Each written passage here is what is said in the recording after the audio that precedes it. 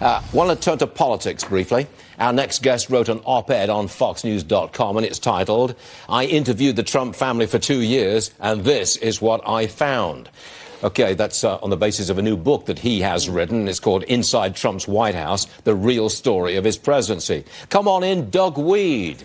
Doug, welcome to the program. That's quite an introduction there. Now, look, you spent a couple of years literally talking to the Trump family. What's the atmosphere like within the Trump family?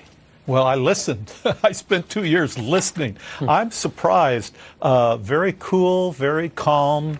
One of them said, we hear the criticism and the hatred and we feel it.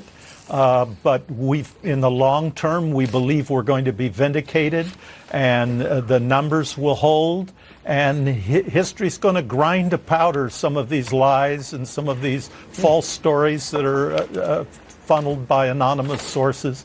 And I think they're right. They said even if we're gone, after we're gone, we feel we'll be validated and vindicated. Now, I want to touch on something that's extremely personal here.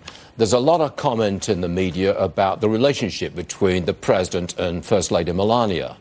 How would you characterize that relationship? I mean, you know it pretty well. What is it? Oh, they're a great couple. And the president, in almost every conversation, he says Melania this, Melania that. He mentions her all the time. There's a scene in my book where they're sitting down to dinner together, and Melania's under attack for no other reason than just pure jealousy. And the president is playfully builds himself up with importance and says, "Melania, honey, aren't you glad I've taken you on this great adventure that you're the first lady?" She says sarcastically, "Oh, yeah, thanks a lot, thanks a lot." So they are very much a couple, and they're weathering this together. There's another scene in my book where the Secret Service sits her down to say that the president is going to go into a combat zone and the dangers involved. She says, "I want to go." They say, "Oh, no, we've only a couple first ladies in history have gone into combat zones, and only after many weeks of preparation." She said, if he's going to be in danger, I will be with him. And so on Christmas night, they flew out to Iraq to be in a combat zone with American troops. So they're very much a couple, Stuart. One last one. We keep hearing that the president, for a couple of years, was accused of being a Russian spy or a Russian agent. When presented with that kind of charge, what does the president actually say in private?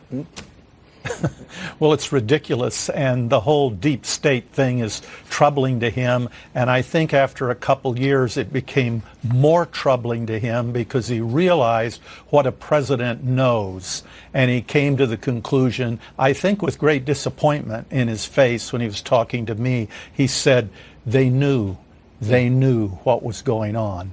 And by they, he finally said, Obama.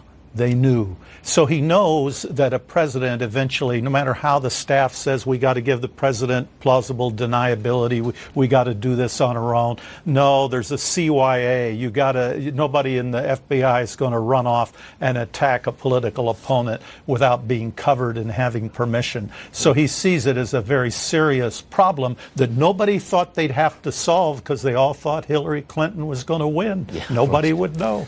Doug Wead, I want to read that book, and I most certainly will. Doug, thanks very much for being with us this morning. See you soon. Thank you, Stuart. Yes, sir. Thank you.